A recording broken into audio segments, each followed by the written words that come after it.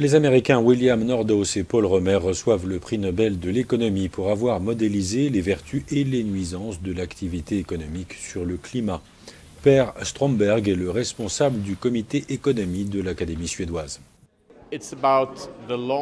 Il s'agit de l'avenir à long terme de l'économie mondiale et de deux grands défis. Le premier est de générer de nouvelles idées, des innovations et des recherches face aux problèmes auxquels nous serons confrontés.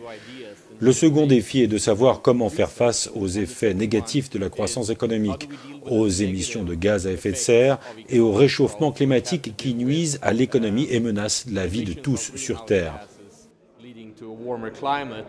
Paul Romer est un chercheur de 62 ans, il a été économiste en chef à la Banque mondiale et il travaille depuis le milieu des années 80 sur la croissance endogène.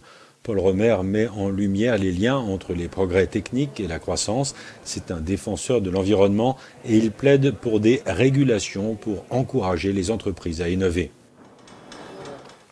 William Nordhaus est un professeur de l'université de Yale. Il a 77 ans. C'est un spécialiste des conséquences économiques du réchauffement climatique.